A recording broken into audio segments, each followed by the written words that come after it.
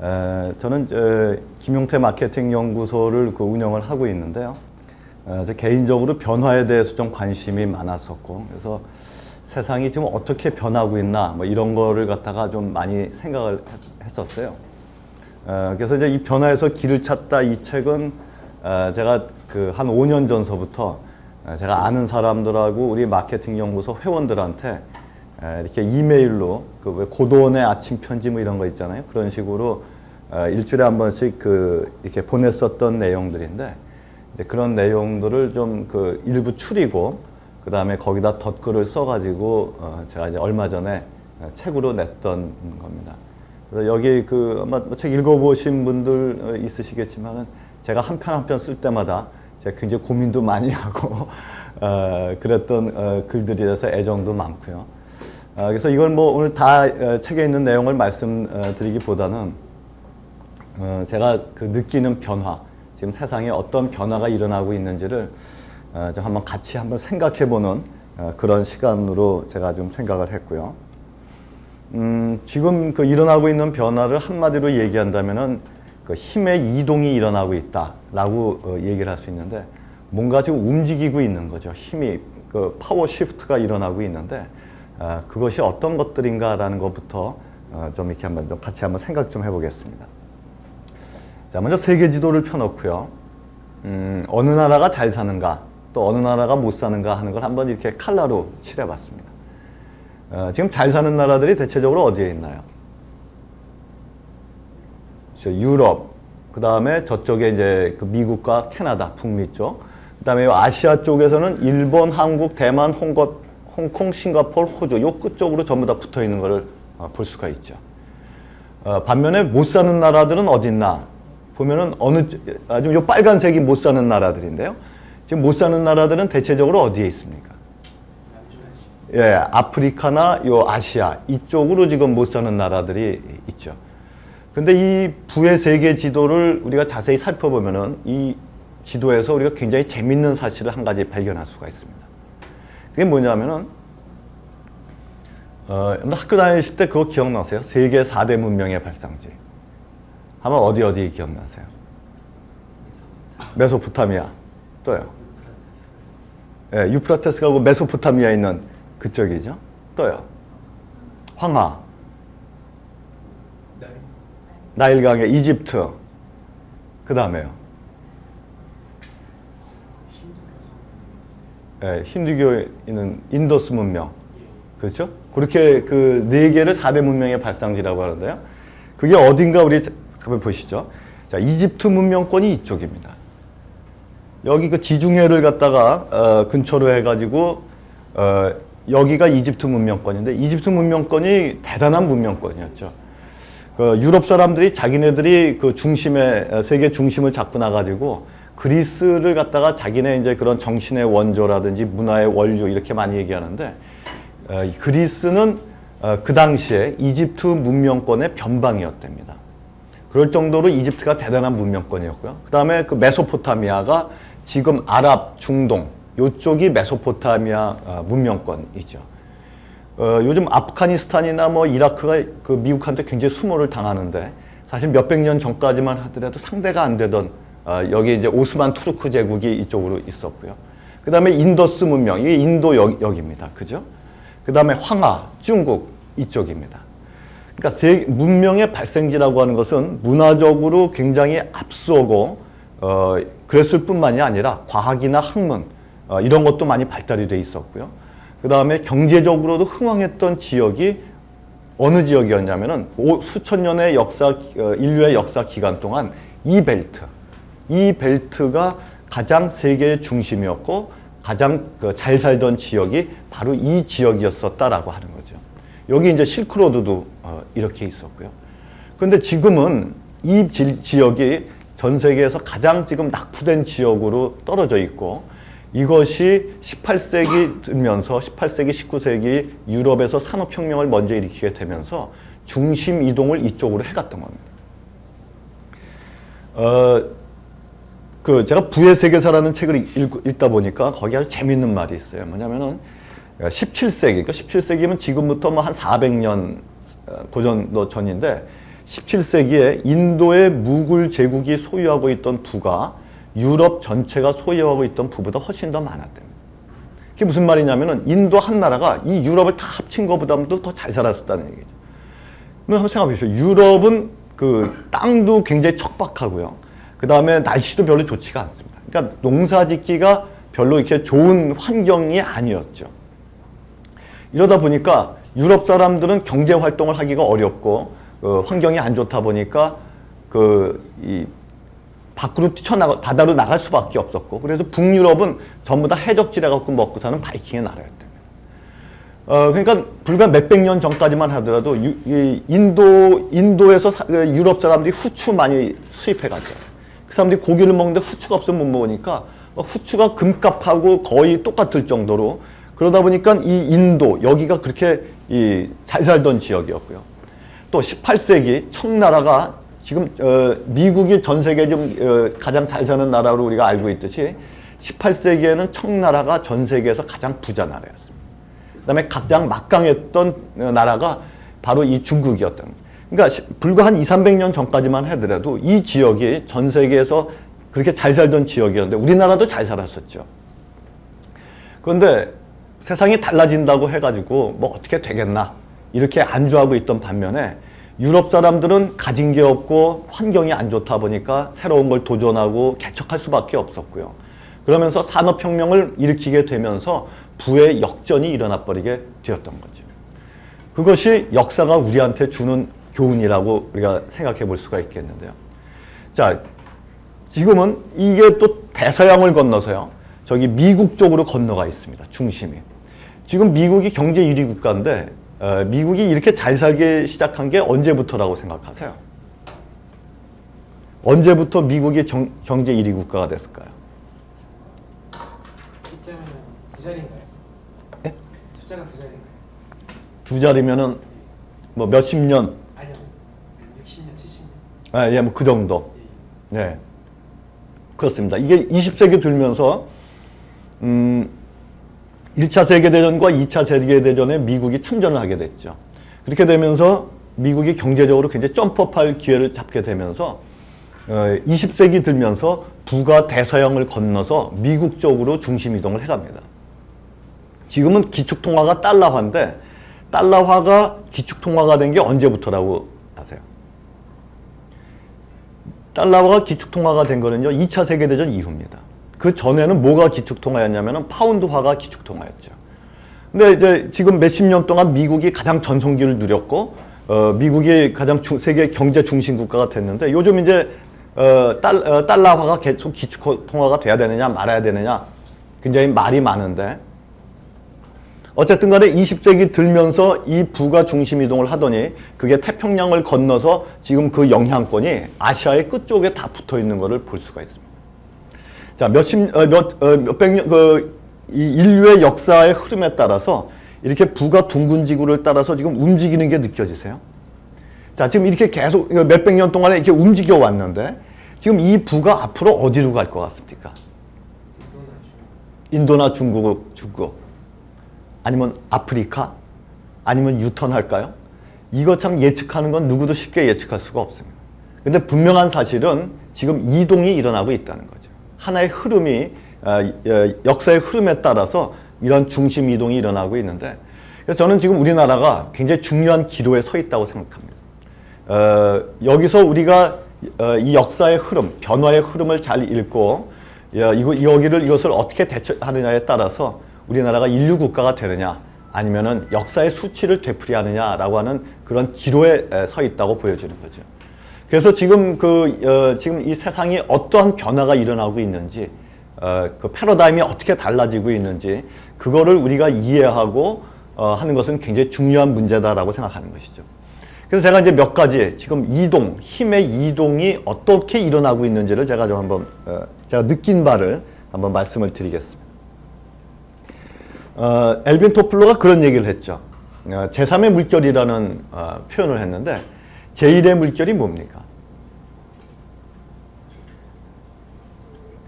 그렇죠. 인류가 수렵이나 채취를 통해서 경제 활동을 하다가 한 곳에 정착해서 농경사회로 갔던 것을 제1의 물결이라고 했고요. 그 다음에 산업혁명이 일어나면서 농경사회에서 산업화 사회로 넘어갔던 것을 제2의 물결이라고 얘기를 했고요. 요즘 이제 정보혁명 또는 유비쿼터스 혁명 이런 게 일어나면서 지식정보 사회로 넘어가는 것을 제3의 물결이라고 얘기를 했는데, 지금 우리가 살아가고 있는 현 시점이 이 산업화 사회에서 지식정보 사회로 넘어가고 있는 변곡점을 넘어가고 있는 거죠. 자, 과거에 농경사회에서 가장 잘 살던 중국이나 인도나 그러한 나라들이 산업화 사회로 넘어오면서 역전이 일어나고 이동이 일어났듯이 산업화 사회에서 지식정보 사회로 넘어가면서 또다시 그런 역전과 이동이 일어나게 될 것이라는 겁니다. 그렇기 때문에 우리가 이 산업화 사회에서 지식정보 사회로 넘어가는 이 패러다임의 변화를 이해하고 우리의 생각을 바꾸고 우리의 행동을 바꾸고 일하는 방식을 바꾸고 사업하는 방식을 바꾸지 않고서는 환경의 적합성을 갖기가 어렵게 될 수밖에 없다는 거죠. 그렇기 때문에 우리가 이 지금 그 산업사회에서 지식정보 사회로 넘어가면서 일어나는 변화들에 대해서 우리가 좀 한번 생각해 볼 필요가 있다는 겁니다. 자, 그러면 제가 이 힘의 이동 몇 가지를 좀 한번 제가 말씀을 드리겠습니다. 첫째는 정치인에서 연예인으로입니다. 좀 말이 좀 우습지만요. 우리나라 70년대는 땡박의 시대였습니다. 땡박이 뭔 줄 아세요? 땡박이 뭐냐면요. 이제 9시 15가 땡 박정희 대통령은 이렇게 나옵니다. 그러니까 9시 그 70년대 9시 뉴스는요. 전부 다 그 9시 땡 하면 박정희 대통령으로 시작이 됐어요. 80년대는 땡전의 시대라고 합니다. 땡전은 뭔지 아세요? 땡 하면 전두환 대통령은 이렇게 나왔습니다. 거의 뉴스의 대부분을 정치가들이 차지했고요. 그 다음에 TV의 황금 시간대를 거의 그런 그 사람들이 영향을 미치고 그랬죠. 근데 요즘은 어떤가요? 요즘은 그 TV에서 가장 에세이 타임, 그 다음에 그 많은 비중을 연예인들이 차지합니다. 정치인이 누가 죽었다. 그거는 거의 신문에 부음물밖에는 처리가 안 돼요. 근데 연예인은 우리가 알지도 못하는 파리에 있는 무슨 20살 단 모델이 죽었다. 이것도 뭐 뉴스에서 아주 굉장히 저걸 하고요. 그러니까 정치인들은 거의 뭐 대통령 정도급 아니면은 그런 사람이 죽었나 보다, 뭐 말았나 보다 하는 그런 정도밖에 우리가 알지를 못하는 거죠. 우리 TV 프로그램을 이렇게 보면요. 지금 연예인들의 영향력이 점점 커지고 있죠. 그 뭐 토크쇼 같은 거 하면 연예인들끼리 자기네들끼리 막 얘기하는데 시청자들이 그거 보면서 연예인들의 의식, 연예인들의 어떤 가치관 이런 거를 우리도 모르는 사이에 학습을 하고 있습니다. 이게 연예인들이 끼치는 영향력이 불과 20-30년에 비해서 전에 비해서 굉장히 커졌다는 것을 우리가 알 수가 있죠. 제가 학교 다닐 때만 하더라도 우리 부모님 세대들은요, 스포츠 연예인은 뭐 딴따라라고 불렀고요. 스포츠 하면 좀 미련한 사람들이나 하는 것, 이렇게 생각을 했지만은, 이제는 요즘 이 학생들은 그런 거 지망하고 그런 쪽이 점점 많아지고 있습니다. 자, 이게 왜, 우리가 이제 정치에 대해서 점점 관심도 없어지고, 자, 이런 이 변화, 어떤 이동이 일어나고 있죠. 그러니까 과거에는 이 정치라고 하는 것은, 그래서 국회의원이나 이런 대의 정치는 우리나라 국민들이 교육 수준이 낮았을 때는 우리를 어떤 지역을 대신하는 사람들이 똑똑한 사람이 가가지고 자기네 의견도 대변해주고 그런 대의 정치 때문에 어떤 국회라는 것도 생기고 그렇게 됐다는 거죠. 그러나 이제 사람들의 교육 수준도 다 높아지고 인터넷이나 이런 게 발달이 되면서 이제는 개인의 의견을 갖다 꼭 대리인이 아니라 얼마든지 직접 얘기할 수 있고 이런 환경들로 변하게 되면서 이제 그런 어떤 사회에 영향력을 끼치는 영향력자도 이렇게 달라지고 있다라고 하는 것이죠. 자, 이러한 정치인에서 연예인으로의 변화를 우리가 한 가지 생각해 볼 수 있습니다. 두 번째는 남성에서 여성으로입니다.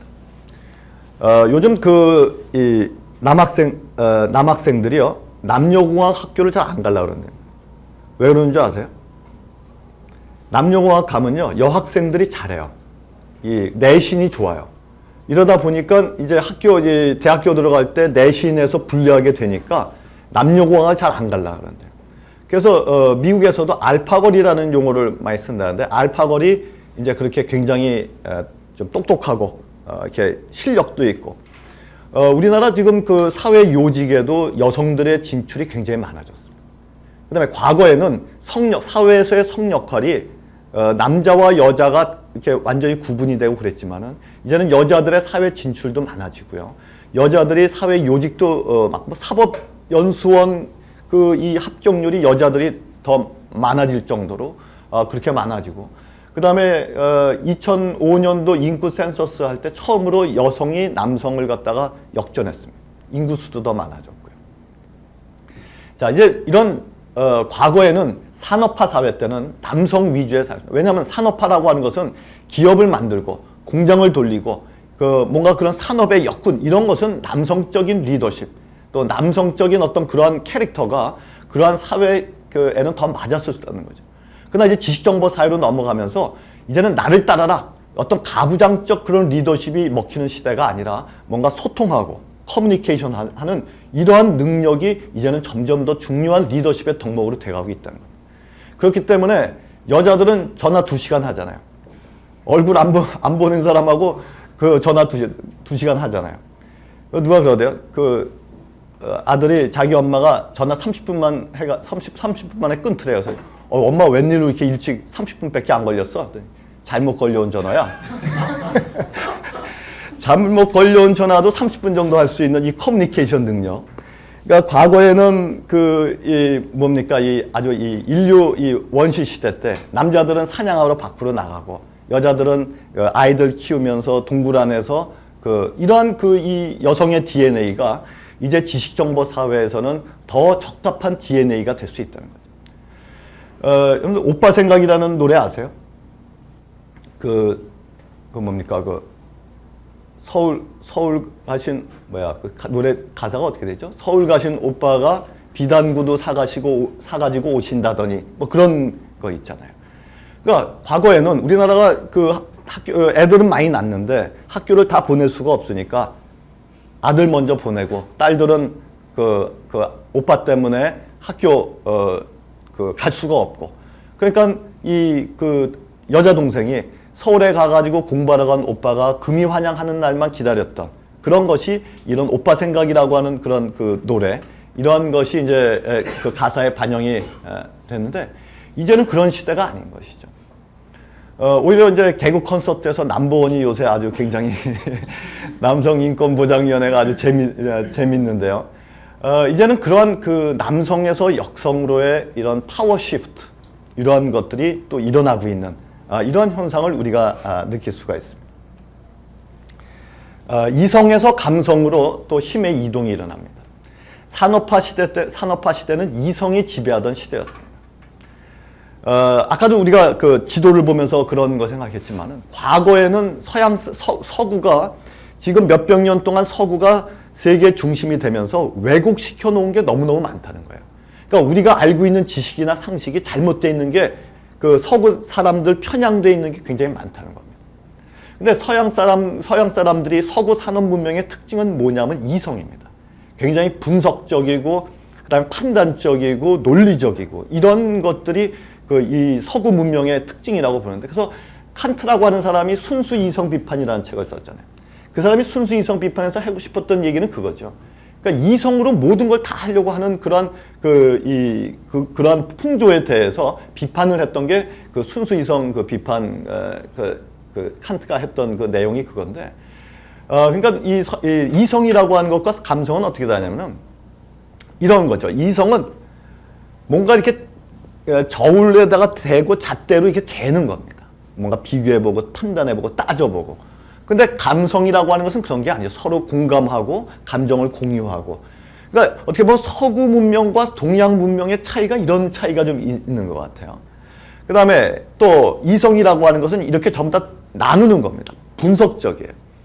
그래서 요즘 이제 제가 이제 많이 제가 쓰는 용어 중에 컨버전스라는 용어를 저는 많이 써요. 컨버전스라고 하는 것은 뭐냐면 융합된다는 겁니다. 서로 제품과 제품의 경계가 없어지고 업종과 업종의 경계가 없어지면서 자꾸 융합되는 현상들이 나타나는데, 이게 왜 그러냐면은 서구 문명이 자리를 잡게 되면서 모든 것이 디버전스가 일어났습니다. 그러니까 디버전스라고 하는 것은 분리되는 거죠. 예를 들어서 학문도요. 원래는 수학과 철학이 학문이라는 건 한 몸에서 나왔잖아요. 그래서 아리스토텔레스 같은 사람은 굉장히 유명한 철학자고 과학자지만은 이 사람 이 사람은 또 이 수학이나 과학자뿐만 아니라 철학가이기도 합니다. 그런데 이걸 갖다가 이게 원래는 한 몸통에서 나온 건데 이게 서구 문명이 자리를 잡으면서 전부 다 이 경계를 만들어 놓은 거죠. 다 디버전스를 시켜 놓은 거예요. 뭐 경제학, 무슨 뭐 심리학, 정치학 이게 어떻게 다 다르겠습니까? 이게 원래는 다 하나에서 나온 건데 이런 것들이 서구 학문이 이렇게 중심을 잡게 되면서 전부 다 디버전스를 시켜 놓은 거예요. 요즘 대학에서의 그 키워드가 학문에서 키워드가 뭐냐면 통섭이라는 단어입니다. 많이 들어보셨을 텐데요. 이 통섭이라고 하는 게 뭐냐면은 학문의 경계가 없어진다는 거예요.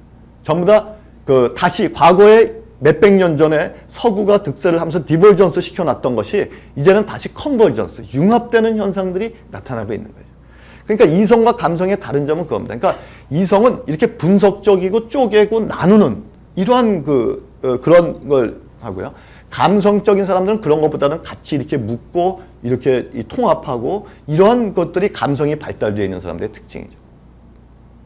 또 어떤 그림을 보면서도 이게 지금 뭐 수학 이 부호같이 이렇게 돼 있지만은 이런 식으로 뭔가 논리적으로 따지는 그런 것들이 이성이 발달되어 있는 사람들이고 감성이 발달된 사람은 이게 뭐가 그 맞고 틀리고가 아니라 좋다, 싫다 이런 그 감성적인 이런 차이가 있는 거죠. 그래서 지금까지 서구 산업 문명이 산업화 사회에서 서구 산업 문명이 중심이 됐었고 했는데 이제 점점 서구 산업 문명의 패러다임이 점점 쇠퇴하고 있는 징조들이 많이 나타나고 있는 겁니다.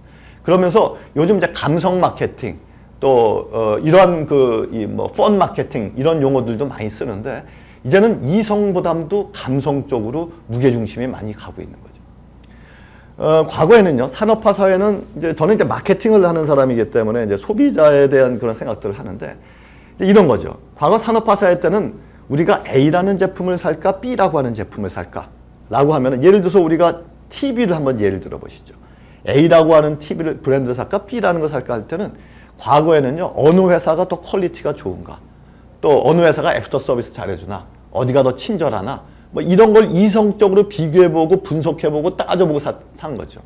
근데 이제는 A나 B나 경쟁사 간의 품질이 별로 차이가 없습니다. 다 이제 평준화되고 이러다 보니까 이성적으로 어느 회사께 좋고 나쁘고 이제 그런 것을 사람들이 판단 기준이 거기에 있는 게 아니라 어느 회사가 나를 행복하게 만들어주나 어느 회사가 나를 이 감성적인 터치를 잘해주나 이제는 그렇게 구매 기준이 달라지고 있다는 겁니다.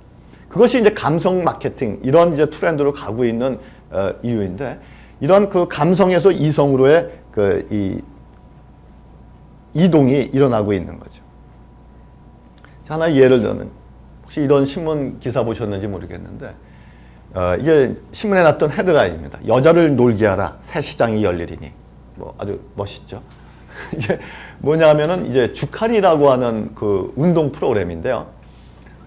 이게 이제 우리가 왜 피트니스 센터 가가지고 이렇게 막 러닝머신 뛰고 그러는데 사실 러닝머신 뛰는 거 지루하고 재미가 없잖아요.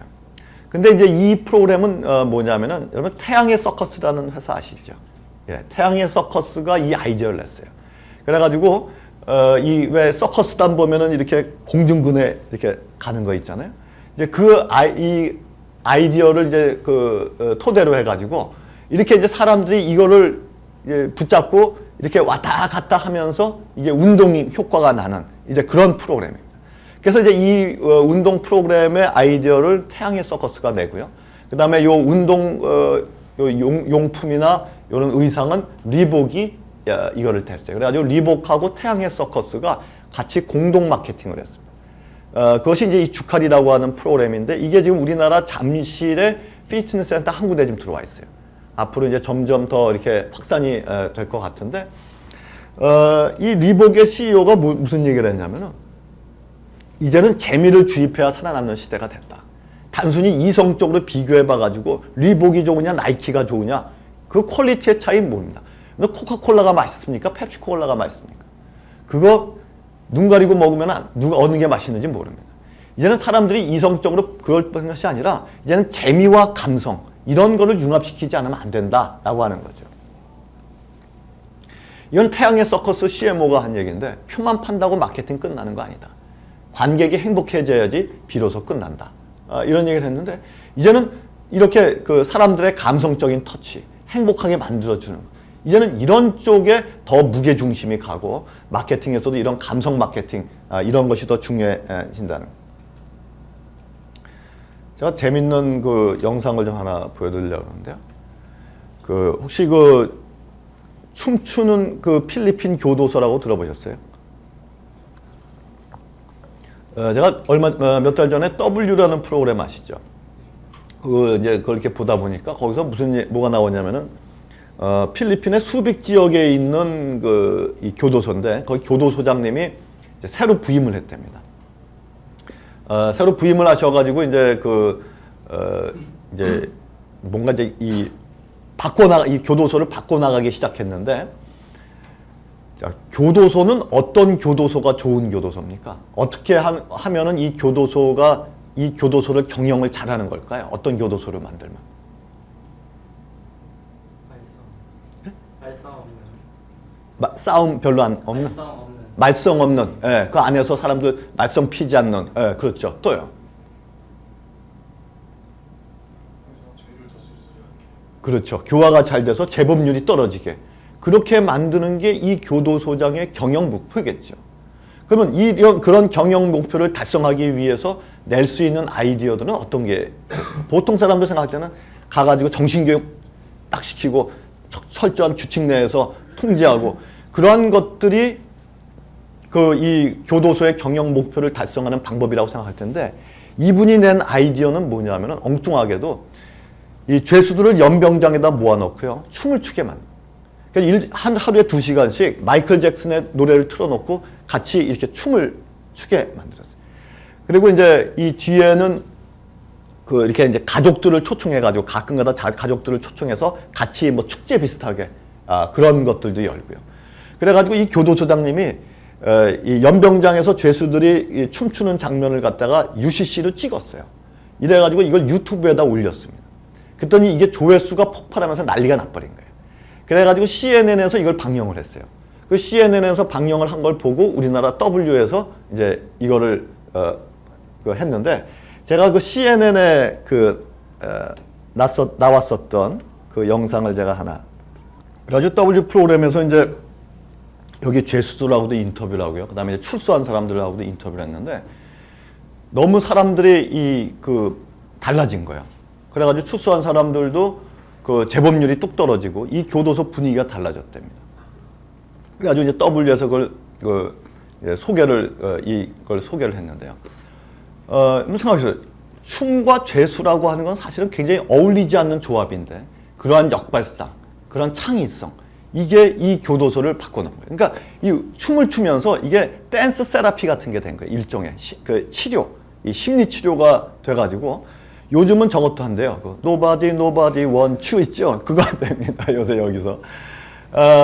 이러한 이제는 과거와 같은 산업화 시대에 우리가 익숙했던 어떤 방식들, 그러한 생각들, 이제 이런 것이 아니라 자꾸 창의적이고 역발상적이고 뒤집어 생각하는 이러한 훈련들이 자꾸 필요하다는 것이죠. 그래서 이성에서 감성으로 이러한 힘의 이동이 또 일어나고 있다는 것. 그다음에 불에서 물로 제가 하겠습니다.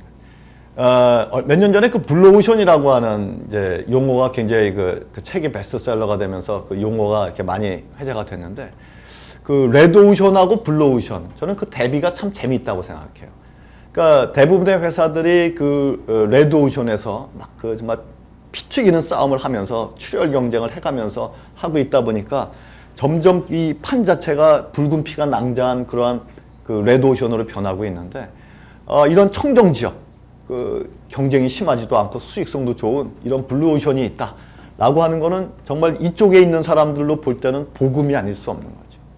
그래서 이제 뭐 블루오션 가자 이런 얘기도 많이 하는데, 자, 레드에서 블루로, 이게 저는 서구 산업 문명이 불의 문명이라고 생각합니다. 맨 처음에 이 산업혁명이라는 게 그거 아닙니까? 증기 엔진의 발명으로 말미암아서 이제 이 산업혁명이 촉발됐다, 이제 우리가 하는데요. 자, 이 증기 엔진이라고 하는 것은 결국 이 어떤 불의 이미지죠. 그 다음에 화석 연료를 그 석탄이라든지 석유 이런 화석 연료를 쓰면서 지금 지구 온난화, 오늘은 날씨가 굉장히 춥지만은 겨울도 이제 별로 안 춥습니다. 그 지구 온난화 문제가 굉장히 심각하다 그러는데, 자, 그게 그런 거 아닌가요? 자, 일단은 이산화탄소가 많아지다 보니까 대기층에 이산화탄소 이게 껴 있다 보니까 땅에서 올라가는 열이 뚫고 나가지를 못하고 반사해 가지고 이게 다시 이게 데피다 보니까 기온이 높아지게 되고요. 그 다음에 산업화라고, 농경사회에서 산업화로 넘어간다라고 하는 것은 그 당시에는 어떤 변화, 그 눈앞에 어떤 변화들이 생겨나는 겁니까? 농경사회였는데 산업화가 막 일어난다. 그러면은 어떠한 일들이 막 벌어지는 건가요? 그 당시에. 환경. 예. 그러니까 여기서 우리나라 60년대 연상해 보시면 돼요. 50년대 우리나라가 농경 위주였다가 산업화 사회로 가면서는요, 일단 논이나 밭이 있던 자리에 공장들이 들어서게 되겠죠. 그죠? 논이나 밭이 있던 자리에 공장이 들어서고, 또 공장에서는 굴뚝에서 연기가 뿜어져 나가면서 제품이 생산이 되고, 이 생산된 제품이 시장으로 가야 되겠는데, 가려면은 뭘 통해서 갑니까? 도로, 길이 있어야지 가다 보니까, 근데 도로라고 하는 것이 그 옛날에 아스팔트가 아니라 그냥 흙길인데, 여기에 차가 다니기가 좋지가 않고요. 그 다음에 여러분들 그런 거 혹시 아시는지 모르겠는데, 옛날에 한 60년대일 때 똥 투어하고 다니는 아저씨들 그런 거 아세요? 하면은 이렇게 이제 이렇게 이 양쪽에다 통 이렇게 똥통이죠. 똥통 이렇게 들고 여기 짝대기 이렇게 해가지고 이렇게 다 가는데, 정말 아슬아슬하게 고기하듯이 가는데요.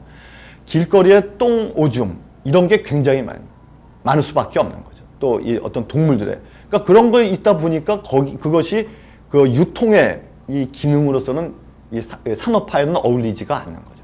그러면 그걸 갖다가 전부 다 아스팔트로 막아야 되고, 그러다 보니까 이런 것들이 지금 환경 문제, 그 다음에 요즘 우리가 신종플루라든지 또는 뭐 AI라든지 이런 게 원인을 알 수 없는 여러 가지 희귀병들, 이러한 것들이 생기는 것들이 그러한 몇백 년 동안에 어떤 불 중심의 그것이 그랬다는 거죠. 이 불의 이미지를 가졌다는 것은 이런 거죠. 또 산업화 사회에서는 그랬습니다. 뭐냐면은 굉장히 수직적인 구조였습니다.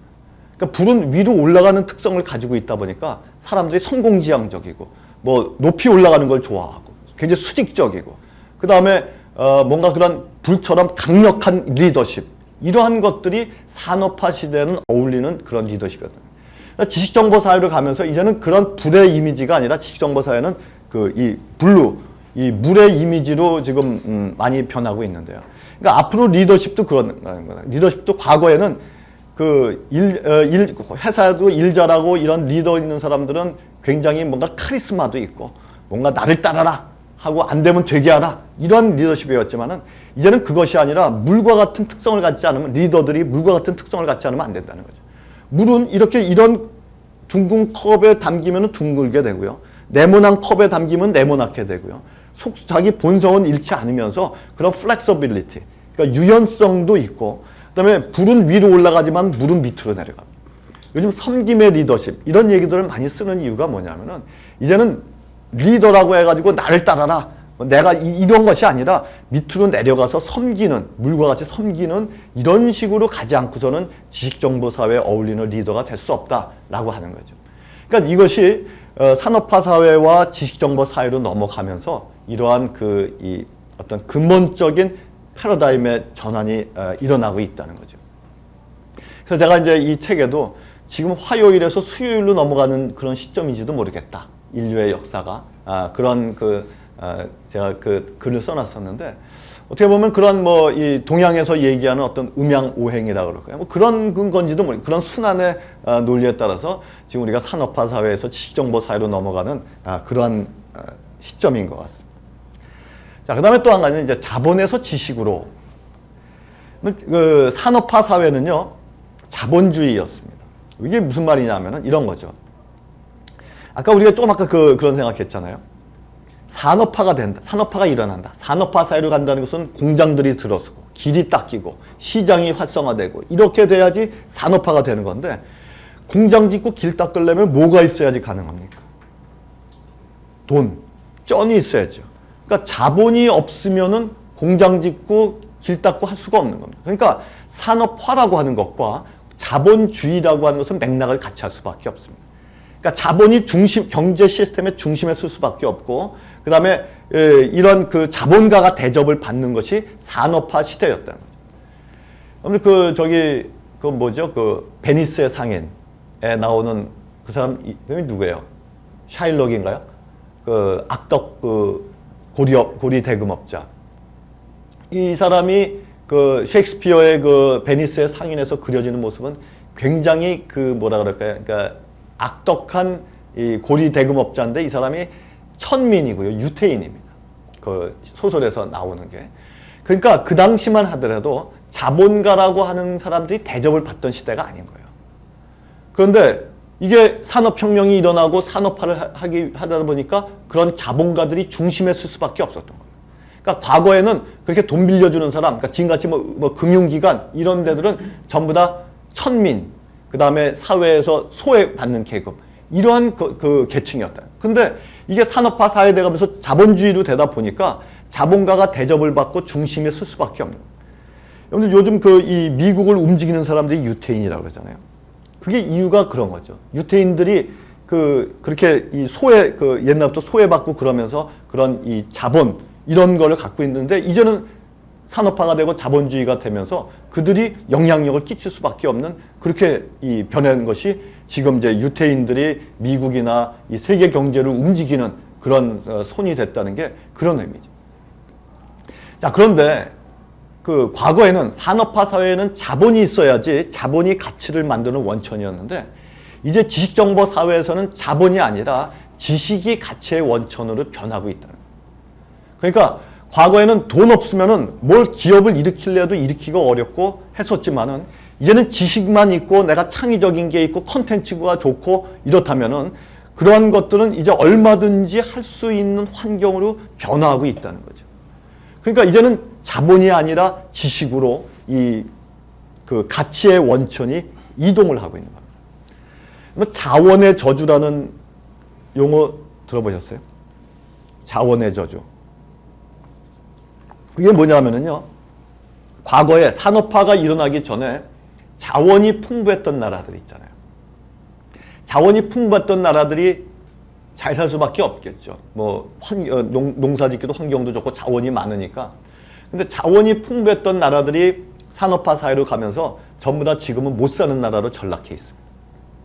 그리고 아까도 얘기했지만 유럽같이 자원도 별로 없고 환경도 안 좋은 데가 더 경제가 더 발달. 이것이 이제 자원이 오히려 그 나라를 망쳤다. 이래가지고 자원의 저주다. 이렇게 얘기를 하는데요. 앞으로 지식정보 사회로 넘어가면서 자본의 저주가 일어날 겁니다.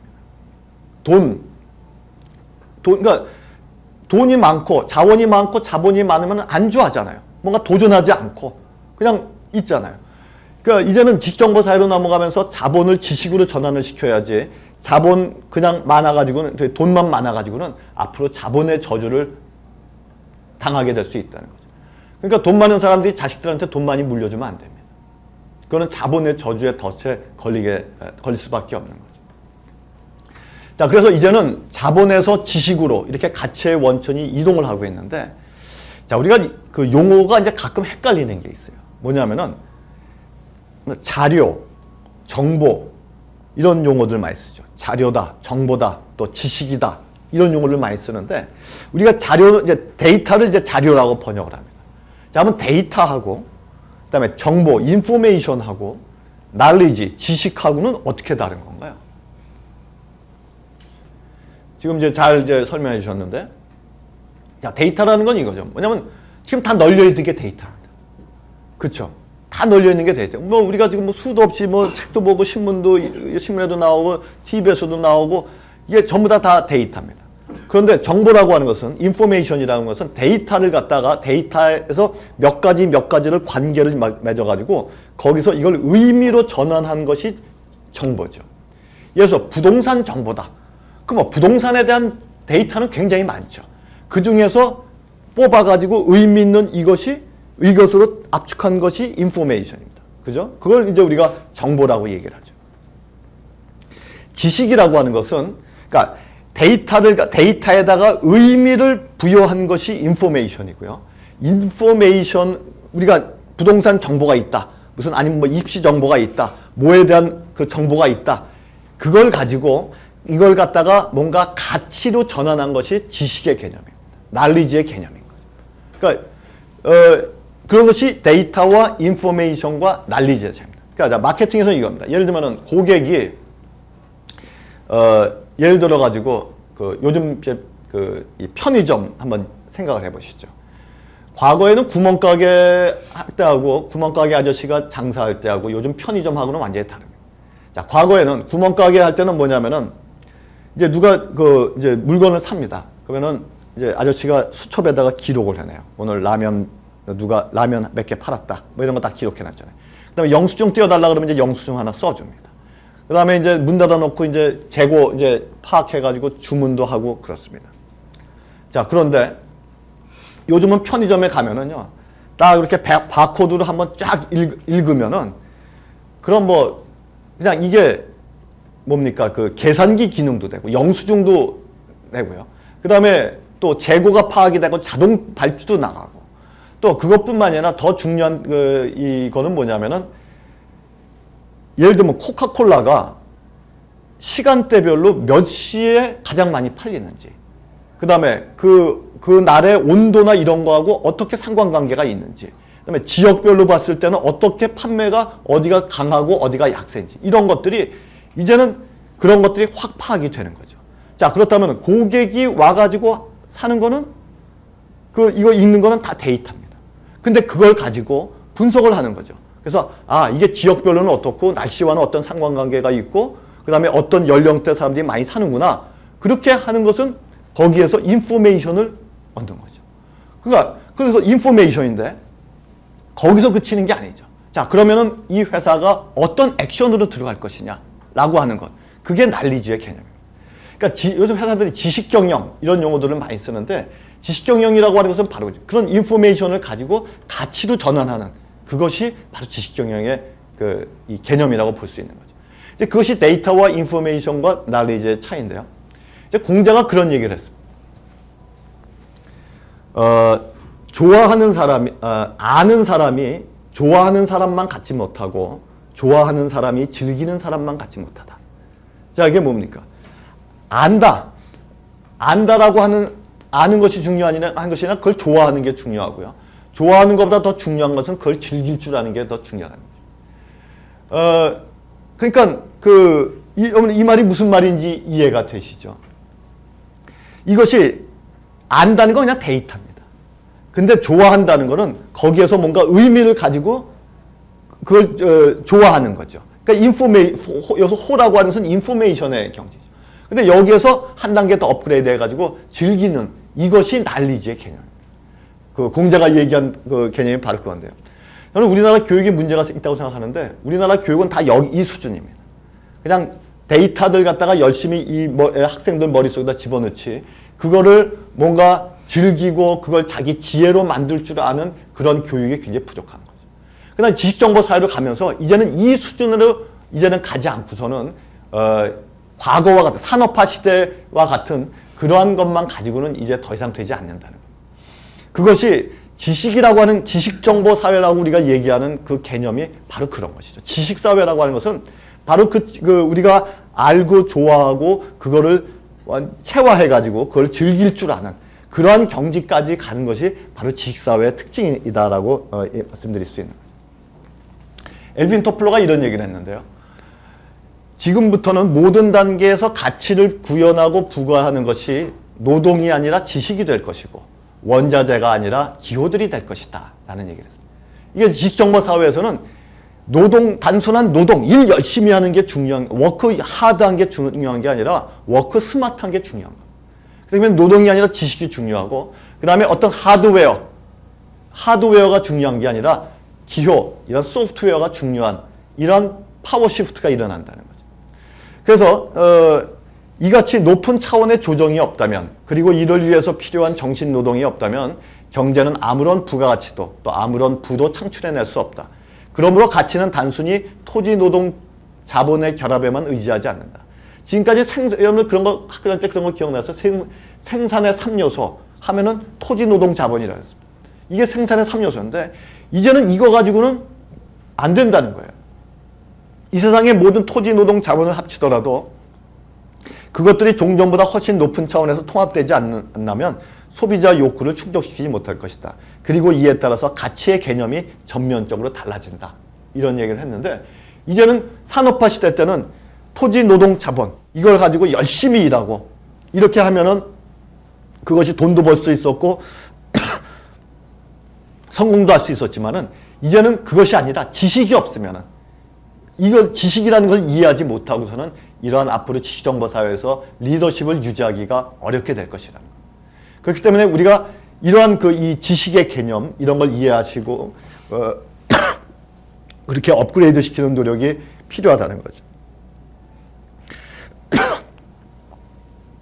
스탠 데이비스도 그런 이제 지식 기반 죄송합니다.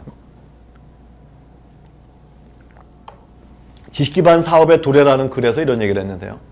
앞으로는 사업들이 지식 기반 사업으로 변하지 않으면 안 될 거라는 겁니다. 지금까지는 산업화 시대에는 비즈니스가 뭐냐면 자본 기반 사업이었거든요. 근데 이제는 자본 기반 사업 가지고는 안 된다는 거죠. 그게 아니라 지식 기반 지식이 베이스도 된 그런 비즈니스 모델로 기업들이 업그레이드 시키지 않고서는 안 됩니다. 우리나라 경제도요. 내년에 4% 얘기하는데 제가 볼 때는 4% 쉽지 않습니다. 경제 성장률이. 이제 우리나라 경제가 점프업 할 수 있는 거는 지식 기반 경제로 이 모델을 바꾸고 패러다임을 바꿔가야지 과거에 그런 어떤 자본 투입하고 이 하드웨어 살리고 이제 그런 패러다임 갖고는 우리나라 경제가 더 점프업 하기가 어려운 거죠. 요즘 4대강 살리기 이것 때문에 굉장히 말들이 많은데 저는 4대강 살리기가 잘하는 일인지 못하는 건지 제가 그런 거 판단할 계제는 아니지만은 이 4대강 살리기를 갖다가 지식 기반 모델로 한다면은 저는 거기엔 찬성할 수 있다고 봐요. 근데 단순히 거기에다가 어떤 건설의 논리나 하드웨어적인 논리 그런 이 사물의 경제 논리로 이걸 한다는 것은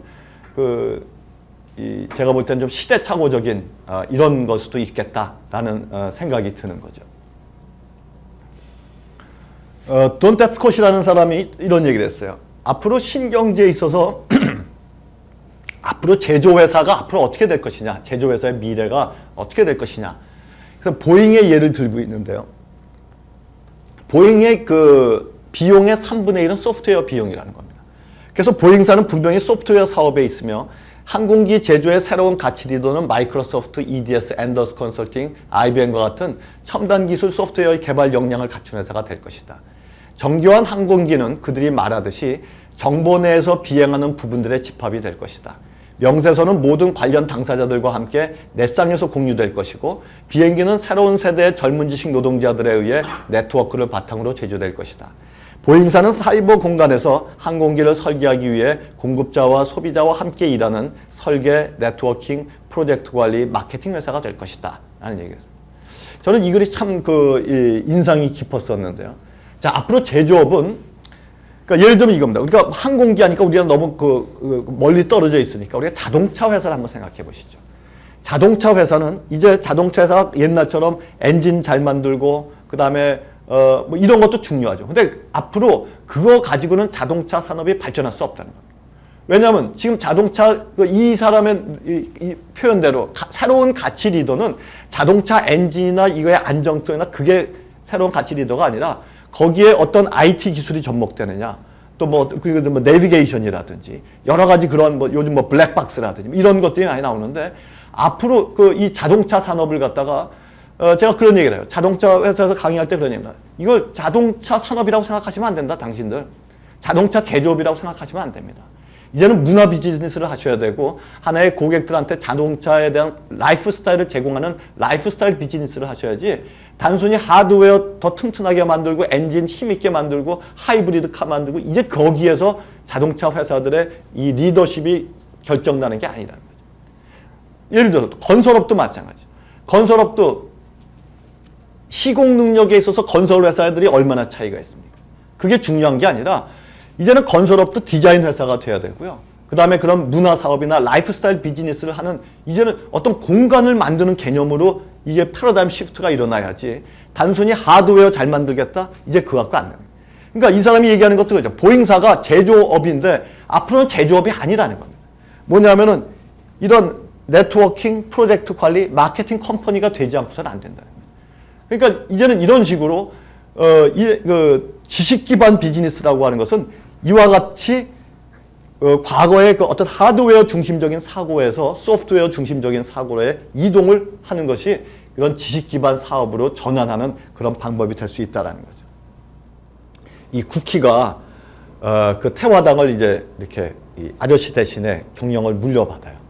그래가지고 이제 이 태화당이 그 위치가 어디에 있었냐면은 저기 그 지금으로 치면 서울의 서소문 쪽인 것 같아요. 그쪽에 있다가 거기에 이제 그 건물들이 들어서고 이러면서 이제 그 거기서 이제 쫓겨 나와요. 그래가지고 이제 변두리로 가가지고 천막에서 거기서 이제 그 직원이라 봐야만 서너 명이서 그렇게 이제 고생 하다가 이제 결국은 이 태화당이 하나의 제과 회사로 이렇게 이제 성장하는, 그러니까 점프업하는 그 과정이 이 드라마 속에 있는데 제가 이걸 보면서 이 작가가 굉장히 정말 실증 조사를 많이 했다는 생각을 했어요. 왜냐하면 제가 이제 옛날에 그 제과 베이커리 이쪽에 컨설팅을 좀 한 적이 있어서 그쪽 산업에 대해서 좀 아는데 보니까 이 드라마에서 이 다뤄진 것이 굉장히 진짜 이렇게 사실적인 그런 리얼리티가 많더라고요.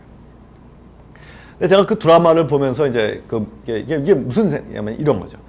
예를 들어서 우리나라가 이제 본격적으로 산업화 사회로 가기 전에 동네 빵집들이 여러 개 있었어요. 자, 근데 동네 빵집들이 여러 개 있었는데, 이 동네 빵집 중에서, 자, 이겁니다. 그 농경사회에서 산업화 사회로 넘어가면서 패러다임이 달라져요.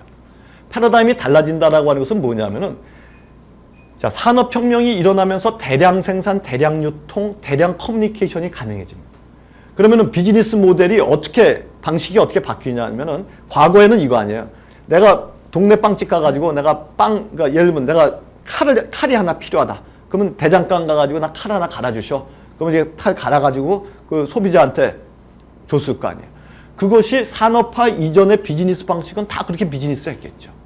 그런데 산업혁명이 일어나면서 대량 생산, 대량 유통이 가능해지면서 이 매스라고 하는 패러다임이 이동을 했는데 그거를 이해하고 공장을 짓고 대량으로 생산하고 대량으로 유통했던 회사들은 전부 다 하나의 기업으로 성장할 수 있었던 거예요. 자, 이게 무슨 얘기냐면 이런 거죠. 동네 빵집들이 여러 개가 있어요. 근데 지금 세상이 변하고 있구나. 패러다임이 달라지고 있구나. 근데 이 쿠키는 이 드라마에서 보면은 그거를 이해해요. 그러니까 이게 무슨 말이냐면은 옛날에는 그 아저씨가 이 빵집을 할 때는 그냥 오는 사람들한테 빵 만들어가지고 판매하는 이제 그런 식으로 가는데 이 쿠키가 이 태화당이 이 기업으로 성장할 수 있었던 게 뭐냐면은 쿠키가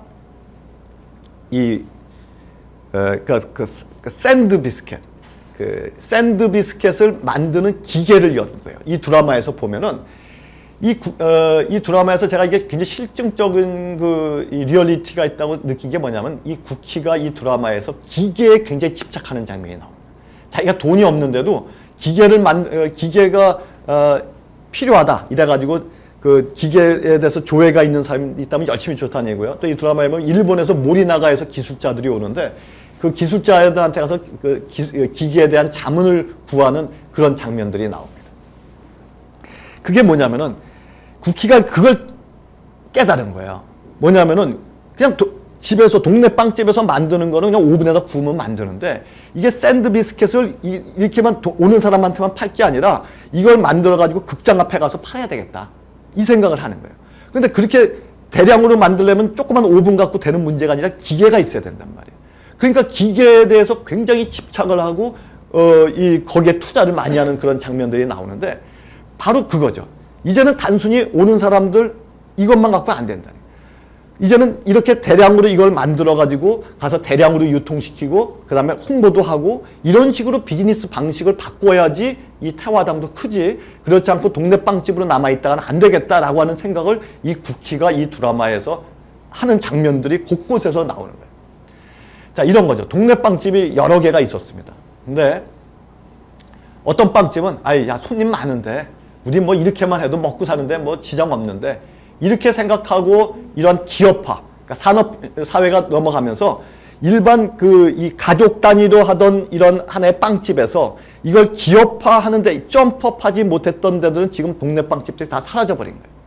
그 다음에 이걸 갖다가 패러다임이 이동한 걸 이해하고 거기에 적합하도록 기업화를 노력했던 빵집들은 하나의 제과 회사, 이런 기업으로 성장할 수 있었던 거예요. 이게 농경사회에서 산업화 사회로 넘어갈 때 했던 아까 마찬가지로 지금 산업화 사회에서 지식정보 사회로 넘어가는데, 이제 우리들이 집착해야 될 거는 기계가 아니라 이제는 지식이라는 거예요. 어떻게 이런 창의적인 생각들, 이런 콘텐츠, 이런 쪽에다가 투자를 하시고 그런 걸 자꾸 만드는 노력을 해야지 그것이 기반 사회로 지식사회로 넘어갔을 때 적합성을 갖고 있고 거기서 리더십을 발휘할 수 있다는 것이죠. 그것이 지금 이제 우리가 산업화 사회에서 지식정보 사회로 넘어가면서 기업도 마찬가지. 기업들도 앞으로 초점을 맞추고 관심을 둬야 될 부분들이 바로 거기에 포인트가 거기에 있다라고 하는 것이죠. 제가 요건 좀 넘어가겠습니다. 자, 수직에서 수평으로. 산업화 사회는 아까도 말씀드렸지만은 이런 수직적인 구조를 갖고 있어요. 회사도 그거죠. 회사도 사장, 무슨 뭐 임원, 부장, 과장, 대리, 사원, 이런 어떤 수직적인 그 구조였고요. 그 다음에 이 우리나라 사회 구조도 그러한 수직적인 구조였습니다. 요즘 이제 개콘에서 술 푸게 하는 세상, 그런 코너에서 박성광이 그러죠. 1등만 뭐 기억해준 더러운 세상, 뭐 이러면서, 그런 걸 하는 장면이 나오는데, 저는 참 그게, 참 의미가 있다고 생각해요. 얘기가. 뭐냐면은 지금까지, 우리 사회는 이 수직적인, 그래서 1등을 지향하는, 그래서 저 높은 곳을 향해서 가는 것을 성공이라고 생각했고, 그러한 그것이 우리나라에 지배해왔었던 그런 생각이었던 것이죠. 그러니까 지식정보 사회로 넘어가면서는 제가 아까도 얘기했지만은 이제는 그런 수직적인 의식 구조를 갖고 있는 사람은 부적합하게 될 거라는 거예요. 그것이 아니라 수평적인 사고를 해야지 이러한 어떤 1등, 2등 이런 이 수직적인 이런 사고 방식은 전혀 부적합한 사고가 될 것이라는 거죠. 근데 우리나라 교육은 뭐 우리가 그런 걸 문제점들을 다 많이 느끼지만은 이게 너무 수직적입니다. 그러니까 다양성, 앞으로는 다양성이 굉장히 중요한 하나의 그 사회 이건데 이런 다양성이 무시되는 거죠. 그러니까 무조건 1등서부터 줄 세우는 거지 서로 사람들이 서로 다양하고 다르다는 것을 인정해 주지 않는 거예요. 저는 이거는 굉장히 성숙하지 못한 사회라고 생각하고 우리나라가 그런 그 의식을 갖다가 뛰어넘지 못한다면은 굉장히 미래가 위험할 수도 있다고 생각합니다. 이 발이 누구 발인 줄 아세요? 예, 강수지 발인데요.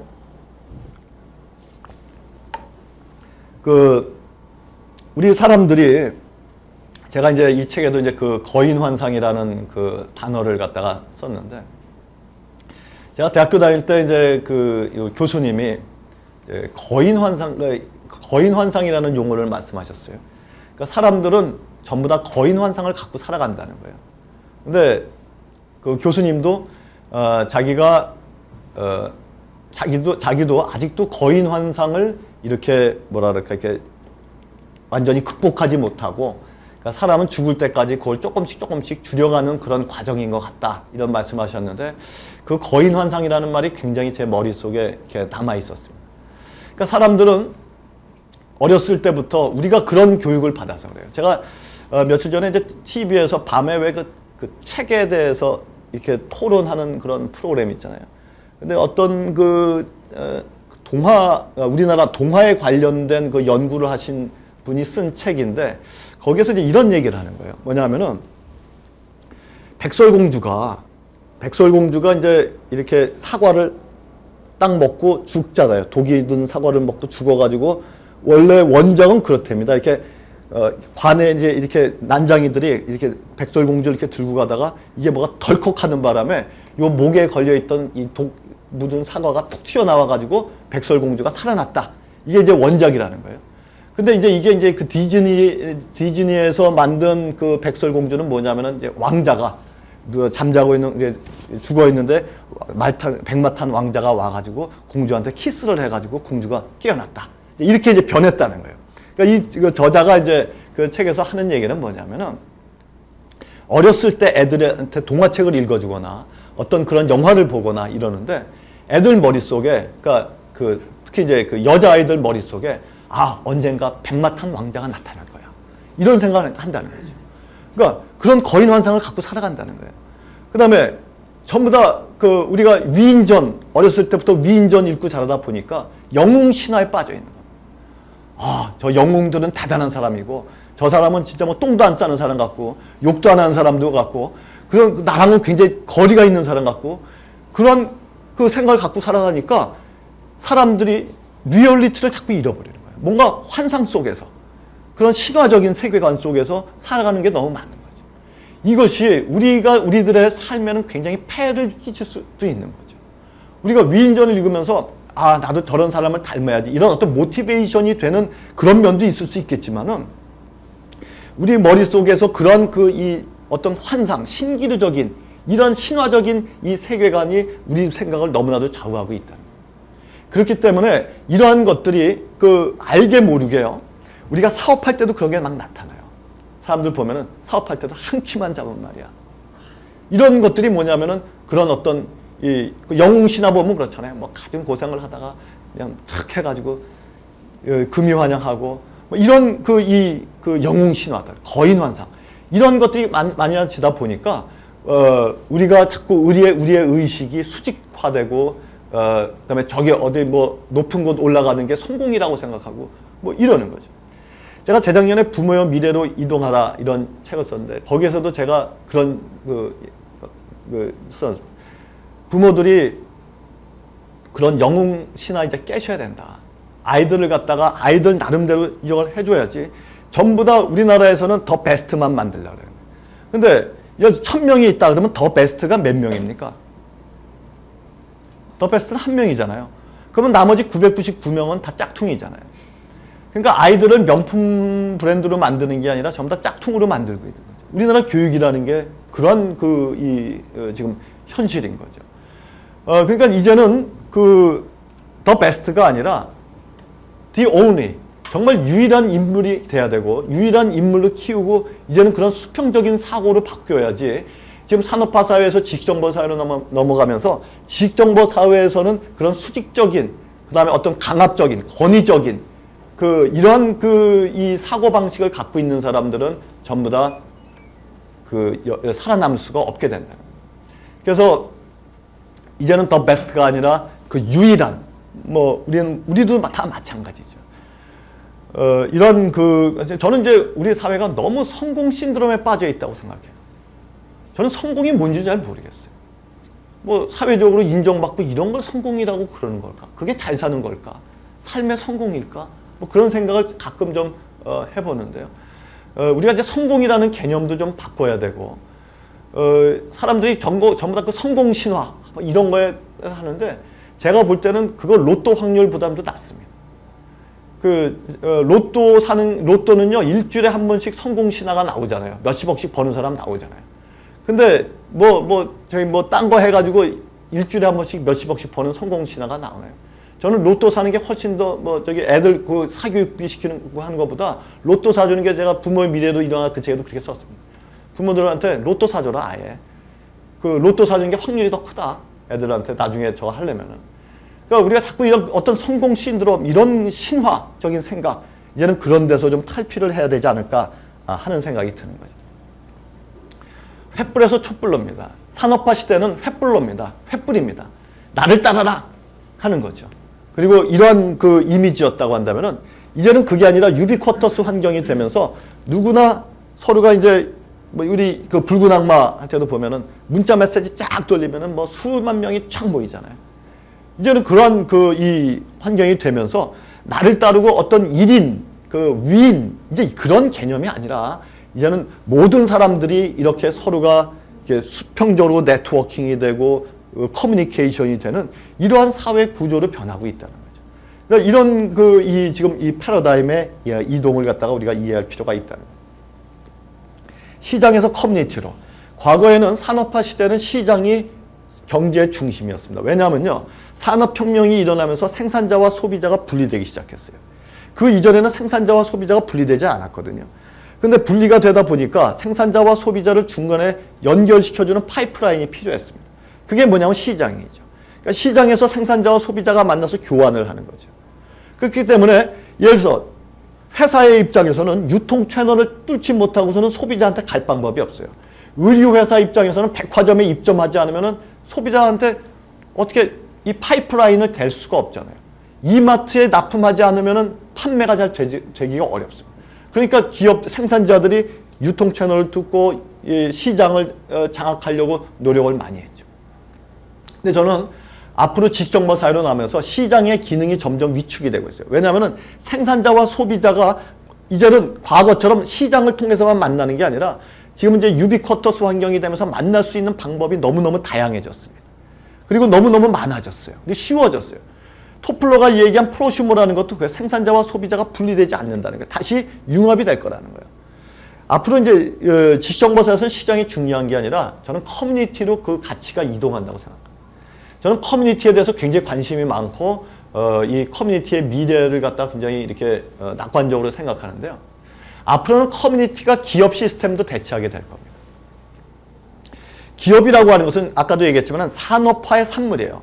산업혁명이 일어나면서 대량 생산, 이거를 감당하기 위해서는 가족 단위 가지고는 안 돼. 과거에 이 가족 공동체에서 생산하는 그 정도 갖고 안 되고 기업이라고 하는 전문 조직이 만들어지지 않고서는 안 됐었단 말이죠. 그러니까 기업이라고 하는 것이 산업화가 일어나면서 기업이라는 게 만들어지고 기업은 뭐였냐면 오거나이제이션이었습니다. 조직이었습니다.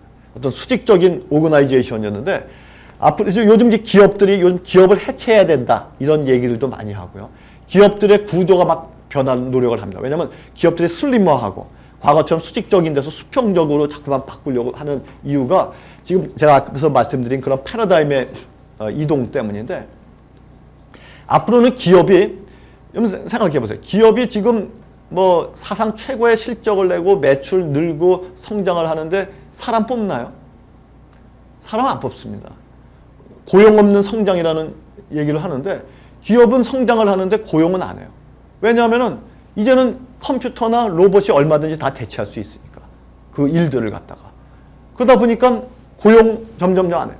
사람만 많아지면 뭐 노조 문제나 저기 복잡해지지 골치 아프니까 고용을 안 하려고 그래요.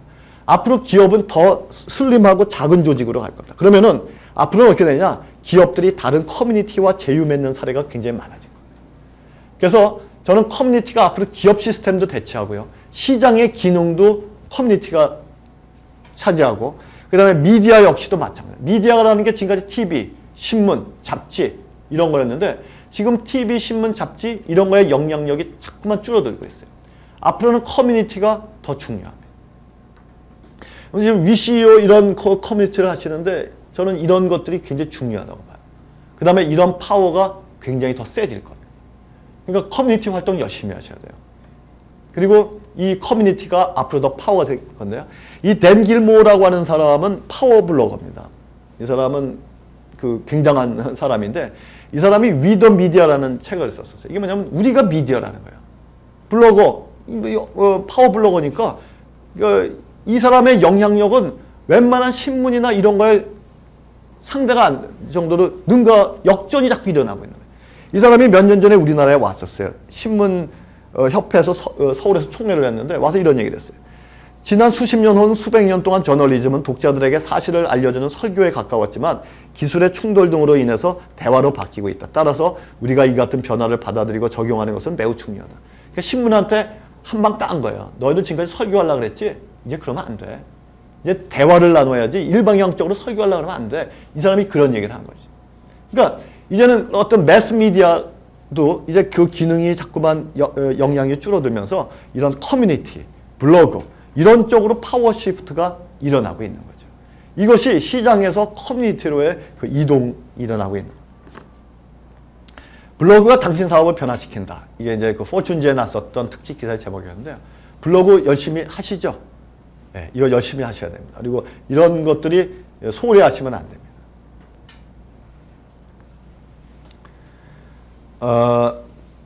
크로노스에서 카이로스로. 이거는 뭐냐면 이제 시간인데요.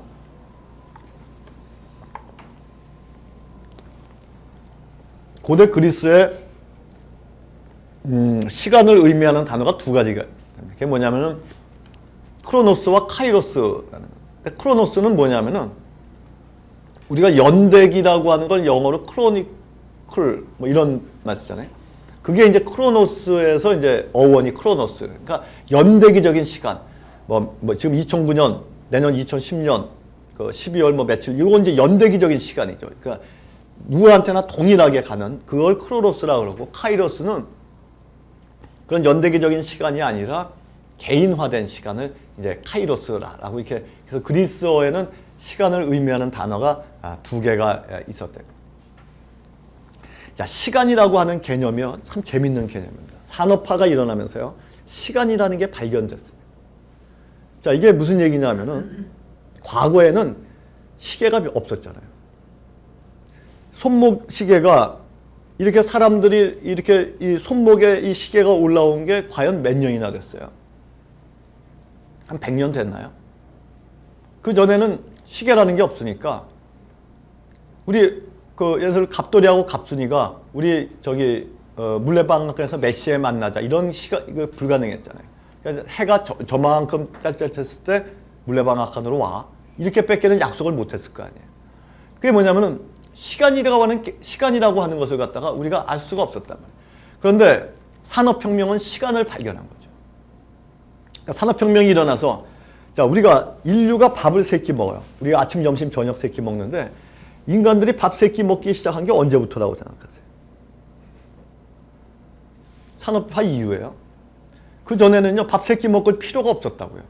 그냥 배고플 때 먹으면 됐죠. 농사 짓다가 배고프면 먹으면 됐지만은, 자, 산업혁명이 일어나면서 기업이라는 게 만들어졌어요. 그러다 보니까 기업이라고 하는 것은 우리 9시부터 만나가지고 6시까지 일하자. 어떤 시간이라는 개념이 시계가 발명이 되면서 그 시간이라는 게 누구든지 어떤 약속이 가능해지게 된 거예요. 그러니까 우리 9시까지 회사를 가려니까 그 전에 아침 먹고 또 대량 교육의 필요성 때문에 학교라는 시스템이 만들어지다 보니까 애들은 학교 가니까 아침에 우리 몇 시에 밥 먹자. 그 다음에 12시부터 1시까지는 점심시간이야. 그 다음에 저녁 때 퇴근한 다음에 애들 학교 갔다 온 다음에 저녁 때 몇 시에 저녁 먹어. 이런 아침, 점심, 저녁이라고 하는 먹는 라이프 스타일로 바뀐 거는 산업혁명 이후란 말이죠. 그 전에는 시간이라고 하는 개념이 생활에 별로 그게 필요한 그런 개념이 아니었죠. 이 시간은 사실은 경제의 효율성을 높이는데 커다란 공헌을 했죠. 이 시간이 경제의 개념에 들어가게 되면서 생산성이 높아지게 되고요. 어떤 분업이라는 게 가능해지고 이렇게 된 거죠. 자, 그런데 산업화라고 하는 것은 바로 크로노스, 어떤 몇 시라고 하는 걸 갖다가 발견한 그런 공헌을 하면서 이 사회를 발전시킨 그런 역할을 했었죠. 그러니까 지식정보사회로 넘어가면서 이제 크로노스가 중요한 게 아니라 카이로스, 개인화된 시간이 중요하다. 그러니까 기업들도 이제는 개인 맞춤화 해주는 이러한 그 노력들을 해야 되는 이유가 뭐냐면은 이제는 크로노스에서 카이로스로의 이런 이동이 일어나고 있기 때문입니다. 이거는 뭐냐면 이제 사회가 개인화된 구조로 달라지고 있다는 겁니다. 가족 구조가 달라져요. 왜냐하면 그 농경사회에서는 대가족이었죠. 그러니까 몇 세대가 또 이 어떤 같은 성을 가진 그 친척들이 이렇게 한 마을에 살면서 대가족을 이루고 살았습니다.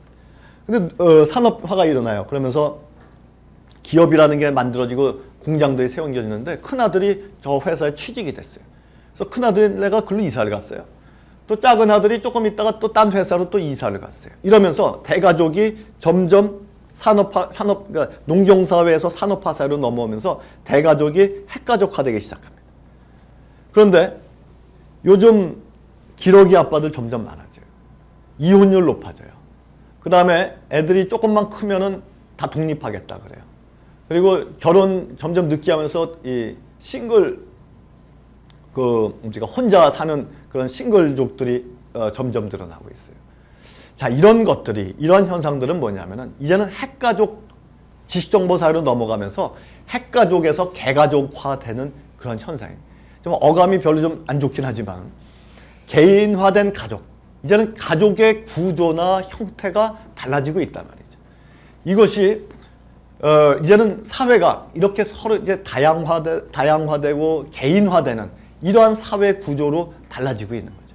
그렇기 때문에 이제는 대량, 대중 이런 개념이 아니라 개인한테 맞춰주는, 비즈니스에 있어서도 개인한테 맞춰주는 그 카이로스의 개념, 이러한 개념을 우리가 이해하지 않고서는 지식정보 사회에 적합성을 갖기가 어렵게 될 수 있다 하는 겁니다.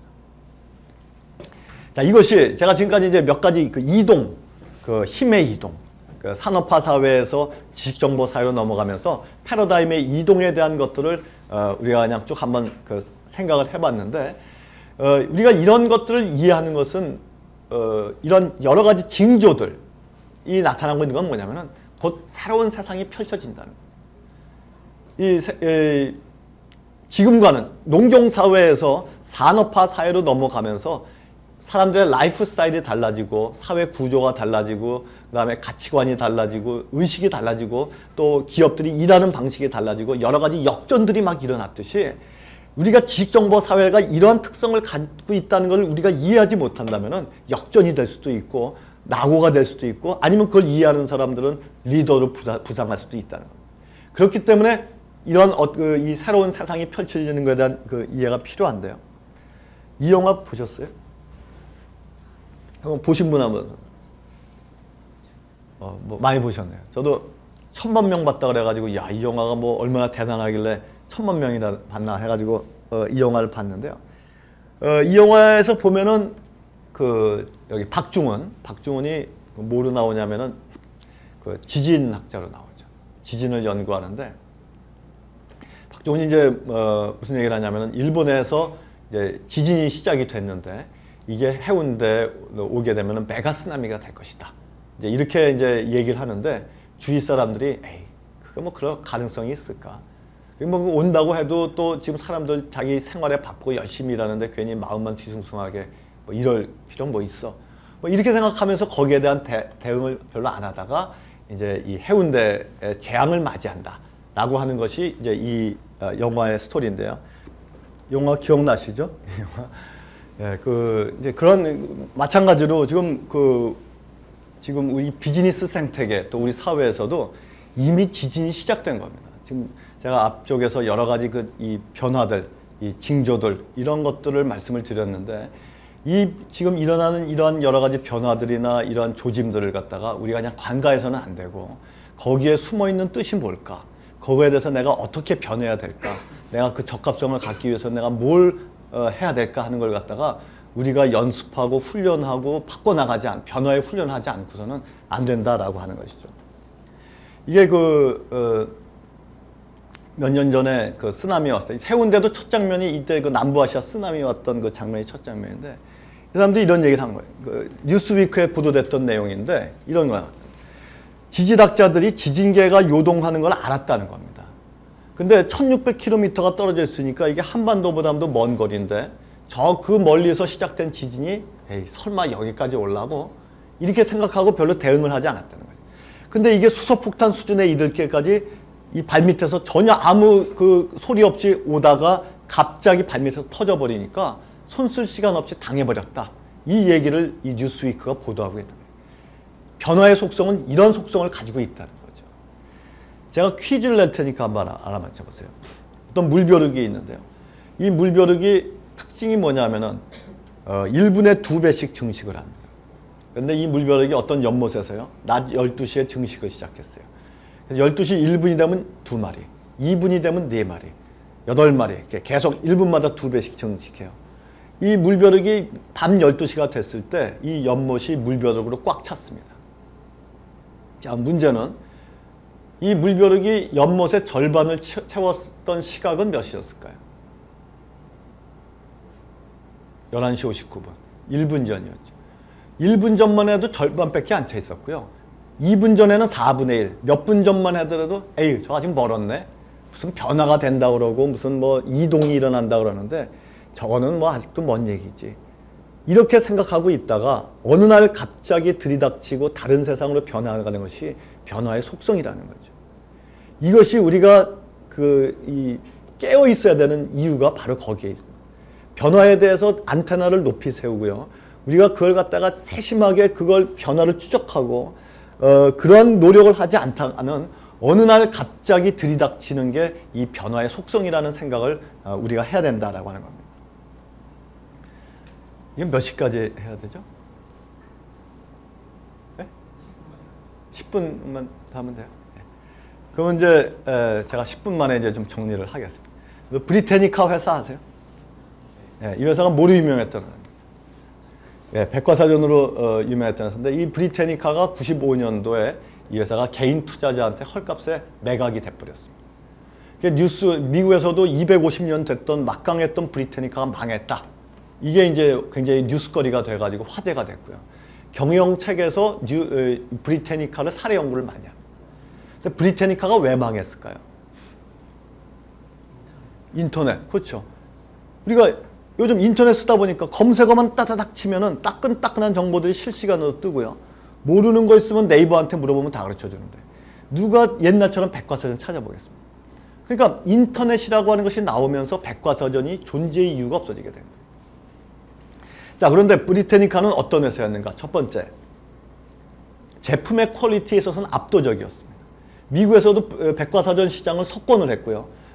이 백과사전의 대명사라고 불렸던 회사고 이걸 집필하는 전문가들의 그 신뢰, 전문성, 그 다음에 컨텐츠의 방대함, 인수의 퀄리티, 모든 측면에서 다른 것보다 압도적인 시장 점유율을 가졌던 회사가 이 회사였습니다. 두 번째, 브리테니카는 어떤 회사라고 불렸냐면 세일즈 사관학교라고 불렸던 회사입니다. 그래서 이 브리테니카에서 영업사원을 교육하는 프로그램을 다른 회사가 그대로 가져다가 쓸 정도로 영업에 있어서는 최고로 쳐졌던 회사가 브리테니카. 최근에 그 긍정이 걸작을 만든다. 웅진의 그 윤석금 회장이 쓴 책 혹시 보신 분 있는지 모르겠는데 그 윤석금 회장이 맨 처음에 브리테니카 이 영업사원으로 시작을 했어요. 자, 어쨌든 이 영업에 있어서 최고로 하였던 회사가 브리테니카입니다. 그러면은 지금까지 상식은 그거 아닙니까? 비즈니스 상식은 퀄리티 좋다? 퀄리티 좋은 제품을 세일즈 잘한다? 이거는 비즈니스 잘 돼야 되는 거 아닌가요? 여기다 브리테니카는 한 가지 조건이 더 있었습니다. 뭐냐면은요, 브랜드 이미지까지 끝내줬어요. 이게 굉장히 고가잖아요. 그러니까 이게 돈 많은 어떤 상류층에 있는 사람들이 이게 살 수 있는데 우리나라 사람들도 비록 자기가 읽어보진 않을지언정 나도 이런 거 살 수 있는 신분 사람이다.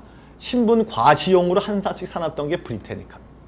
그러니까 굉장히 브리테니카의 이미지는 지적이고 하이 소사이어티를 상징하는 그런 좋은 브랜드 자산까지 가지고 있었다. 그러면 퀄리티 좋고 세일즈 잘하고 브랜드 이미지까지 좋다는 건 비즈니스 삼박자가 딱딱 맞아 떨어지는 건데 그 세 가지를 다 갖고 있었음에도 불구하고 브리테니카가 몰락을 한 이유가 뭐냐 말이죠. 그것은 바로 환경의 변화입니다. 패러다임의 변화. 이 환경, 이제는 지금까지 기업들의 경영이 다 품질 경영, 세일즈, 광고나 이런 거에서 브랜드 이미지 높여 이게 다 경영의 포인트였고 마케팅 포인트였거든요. 이제는 그게 중요한 게 아니라 환경에 맞도록 적합성 갖는 구조로 바꿔가지 않으면 안 된다는 거예요.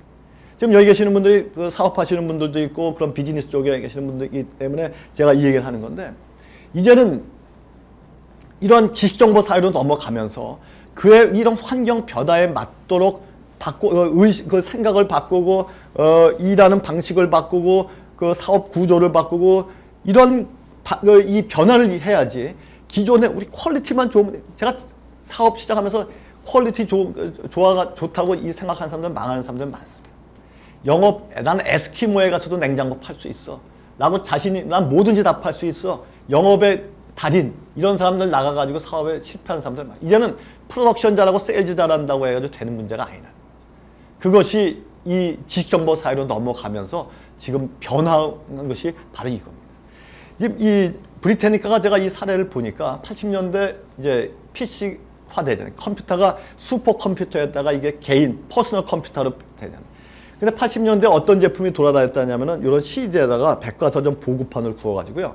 이게 이제 허접한 거죠. 백과사전이라고 치기에도 허접한 건데 이런 게 막 돌아다니고 있었대요. 저기 뭡니까? 마이크로소프트에서도 엔카르타라고 하는 브랜드로 해서 그런 걸 막아. 근데 브리테니카가 에이, 저게 무슨 백과사전이야? 저거는 경쟁도 아니지. 이 생각하고 대응을 하지 않았다는 거예요. 근데 90년대 들면서 인터넷이 우리가 쓰고 있는 WWW, 월드 와이드 웹, 이게 전 세계를 거미줄처럼 그 기반으로 이게 바뀌게 되면서 순식간에 인터넷이 확산되기 시작하니까 이제는 백과사전이라고 하는 것이 전혀 쓸모가 없는, 존재의 이유가 없는 이런 것이 됩니다. 제가 이 브리테니카 사례를 보니까요. 이 브리테니카가 오랜 기간을 두고 몰락한 게 아니라 한 방에 훅 갔어요. 그냥. 한 2, 3년 사이에 훅 가버린 겁니다. 이게 환경 변화, 지금 지각 변동이 일어나고 비즈니스 생태계에서 근원적인 구조가 변하고 있는데 과거 산업화 시대 그 비즈니스 패러다임에서 벗어나지 못한다면 안 된다는 겁니다. 그래서 부창출 양식이 달라지는 겁니다. 제가 이제 몇 명이 얘기한 그 미래 비즈니스를 연구한 사람들의 몇 명의 얘기만 좀 이렇게 쭉 열거하고 제가 마치려고 하는데요. 이구동성으로, 이 사람들이 이구동성으로 얘기하는 게 뭐냐면은 부창출 양식이 달라진다는 얘기는 뭐냐면은 돈 버는 방법이 달라진다는 얘기입니다. 이제는 과거에는 산업화 시대에 돈 벌 수 있는 방법과 지식정보 사회에 돈 벌 수 있는 방법이 달라진다는 얘기죠. 그게 부창출 양식, 생산 양식이 달라진다라고 하는 거의 의미죠. 토플러가 이런 얘기를 했어요. 앞으로 생산이라는 개념이 달라진다는 거. 그건 뭐냐면은 대부분의 기업들이 생산에 대해서 가지고 있는 개념이 뭐냐면 생산은 공장에서 하는 거야 라는 생각을 갖고 있다는 거죠. 공장 안 시각을 갖고 있다는 거예요. 근데 공장에서 시작되고 공장에서 끝나는 것이 아님을 발견하고 있다는 거죠. 최근에 경제적 생산 모델들은 생산 과정을 앞뒤로 모두 연장하고 있다. 앞쪽으로는 자동차 수리 보증이라든가 컴퓨터 구입자가 소매점에서 얻을 수 있는 지원 등에서 볼 수 있는 것처럼 제품 판매 후에도 애프터케어나 지원 등을 제공하는 방향으로 나아가고 있다. 오래지 않아 생산의 개념은 이보다 더 연장되어서 제품 사용 후 생태적으로 안전한 폐기에까지 이르게 될 것이다. 그러니까 생산이라고 하는 것은 지금까지의 개념은 공장에서 품질 좋게 만드는 걸 생산의 개념이라고 생각했는데 토플러가 얘기하는 건 생산을 공장 안 시각으로 봐서는 안 된다는 거예요.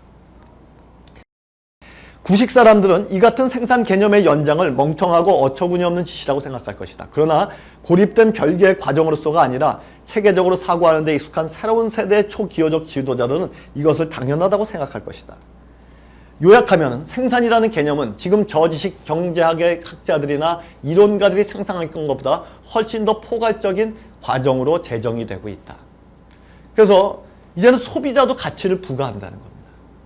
지금 우리가 목격하고 있는 것은 강력한 변화의 수렴, 자본과 통화 자체의 변모와 함께 나타나는 생산의 변모이다. 이것들이 합쳐져서 지구상의 혁명적인 새로운 부창출 체제를 만들어가고 있다는 겁니다. 그러니까 과거에 기업들이 돈 벌고 일하는 비즈니스하는 방식, 이제 그거 가지고는 돈 못 벌고 지식정보사회로 패러다임이 달라지게 되면은 생산의 개념도 바꿔지고 창출 방식도 달라지게 된다는 거예요. 요람 제르윈드라는 사람은 컨버전스 마케팅에서 이런 상품에 대한 정의 자체가 변화하고 있다는 겁니다. 즉 실제적인 상품과 디지털 상품이 존재하며 제품과 서비스의 결합이 하나의 총체적 고객 경험을 구성한다. 상품을 형성하는 고객의 능력은 구매 이전에 더 큰 상호작용이 이루어짐을 의미한다. 그 상품은 커뮤니티와 연결될 수도 있다. 이제는 상품이란 커뮤니티도 하나의 상품의 개념으로 이제는 자꾸 넓어지고 있는 거예요. 그렇기 때문에 어떤 좁은 시야, 근시안, 이제 이런 과거의 틀, 고정관념을 자꾸 깨뜨리지 않고서는 이 새로운 부창출 양식을 우리가 이해할 수가 없게 됩니다. 이건 제가 좀 넘어가고요. 이 플라라드라고 하는 사람도 이런 얘기를 합니다. 우리는 가치와 가치 창출에 대한 전통적인 의미에 얽매이지 않는다. 기존 가치란 회사가 창출하는 거고 이렇게 창출된 가치가 소비자와 교환되는 것이었지만은 우리는 소비자와 회사가 공동의 노력을 통해서 그 소비자에게 고유한 맞춤식 경영을 제공함으로써 가치를 공동 창출한다고 생각한다. 이는 현재 산업 시스템에 대한 근본적인 가정을 뒤흔드는 전제이다. 그러니까 이 사람이 얘기하는 거는 지금까지 생산자가 생산하고 소비자는 소비하고 이게 시장에서 교환이 이루어지고 이걸 통해서 부가 만들어지는 게 산업화 시대의 부창출 양식이었는데 이제 앞으로는 근본적인 가정이 다 뒤집혀진다는 거예요. 그렇기 때문에 기존의 생각, 옳다고 생각하고 당연하다고 생각했던 거에 얽매여서는 안 된다라고 하는 것이죠. 이 필립 에반스와 토마스 이 워스터라는 사람은 그 버스턴 컨설팅 그룹의 부사장들인데 이 사람들이 기업 해체와 인터넷 혁명에서 연영했어요.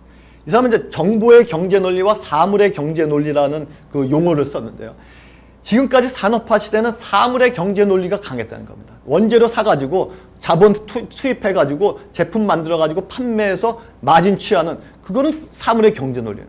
그것이 아니라 이제는 정보의 경제 논리로 넘어가지 않으면 안 된다는 건데 지금까지는 정보의 경제 논리와 사물의 경제 논리가 근본적으로 다른데도 불구하고 함께 움직여야 했고 따라서 서로 타협할 수밖에 없었지만 이제 각각의 논리를 따를 수 있게 됨에 따라 억압된 경제적 가치를 창출하게 할 수 있게 되었다.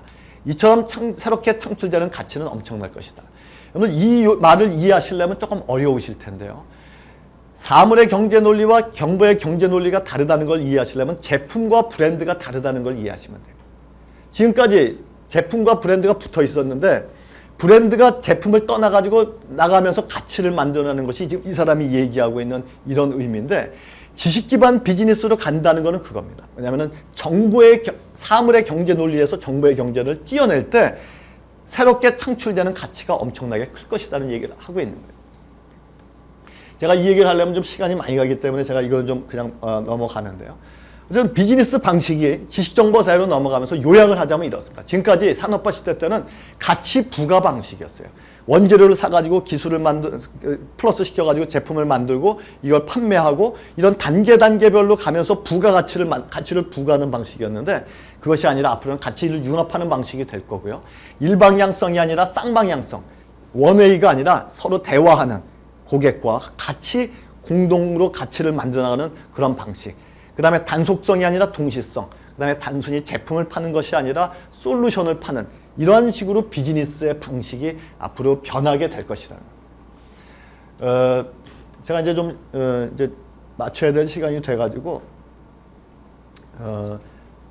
제가 이제 요거에 대한 이 비즈니스 방식이 어떻게 변하는가 이거에 대한 거는 이 변화에서 길을 찾다 해도 제가 조금 이제 그런 글을 썼고요.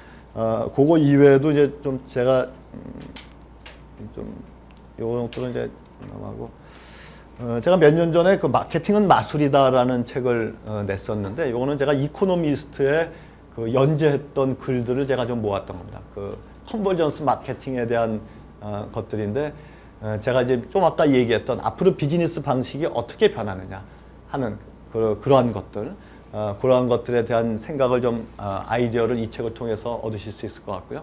그다음에 부모여 미래로 이동하라 하는 거는 꼭 부모가 아니더라도 한번 이렇게 보시면은 우리나라 교육에 대해서 지금 세상은 참 많이 변하는데 부모들 생각이나 우리나라 교육이 안 변하는 이러한 것들에 대한 그 얘기들을 좀 써놓은 건데 한번 좀 읽어 보시면은 여러 가지로 도움이 될 것 같습니다. 토플러가 이제 그 권력 이동의 그 책 마지막에서 이렇게 썼어요. 숨겨진 이동이 일어나고 있다는 거죠. 근데 이것이야말로 아슬아슬하고 마음을 들뜨게 하는 권력 이동 시대의 비밀이다. 이 말로 이제 이 권력 이동이라는 책에 맺었는데 정말 지금 이런 그 우리가 그 잘 모르는 사이에 이런 이동이 일어나고 있는 겁니다. 이런 이동이 일어나고 그런 비밀스러운 이런 변화들이 일어나고 있는데 이 변화를 우리가 어떻게 읽고 여기에 대응하느냐라고 하는 것이 우리와 또 우리나라, 우리 사회의 미래를 좌우하게 되는 것이죠. 그래서 한번 여러분들이 한번 그런 오늘 제가 오늘 이렇게 말씀드린 것들이 그런 어떤 좀 자극이 됐으면 좋겠고요. 그리고 한번 이런 기회를 통해서 정말 잠자고 있어서는 안 됩니다. 우리나라가 잠자고 있다가 역사의 수치를 맞이하고 그렇게 됐듯이 정말 잠자고 있어서는 안 되고 우리가 주위에 있는 사람도 깨워야 되고요. 그래서 이 변화에 대해서 우리가 민감해지고 더 좀 센서를 작동을 해가지고 민감해지고 또 그러한 그 변화를 우리가 읽고 또 우리가 뭔가 습관도 바꾸고 우리가 생각도 바꾸고 우리 의식도 바꾸고 우리의 생활도 바꾸고 하는 그런 그 훈련, 지속적인 훈련과 그런 노력들이 없다면은 우리 미래가 밝지 못하다 하는 그런 이제 위기감을 많이 느껴서 제가 이제 이런 책도 쓰게 되고 또 이 변화 편지도 제가 계속 지금 보내고 있어요. 혹시 못 받아보시는 분들은 저희 홈페이지에다가 가면은 이렇게 등록하는 데 있고 아니면은 뭐 저한테 이따 끝나고 명함을 하나씩 주시면은 제가 등록을 해드리고요. 그렇게 하면 일주일에 한 번씩 제가 이제 이 변화 편지를 이렇게 그 이메일링을 하고 있는데 그런 걸 같이 한번 이렇게 생각하면서 또 주위 사람들한테 많이 좀 추천도 좀 해주세요. 그래서 좀 우리 사회가 이런 변화에 대해서 좀 더 생각하고 그러한 그렇게 됐으면 하는 그런 바람입니다. 제가 아이리스보다 더 재밌게 했었어야 되는데 예, 이걸로 마치고 혹시 뭐 질문할 거 있으시면은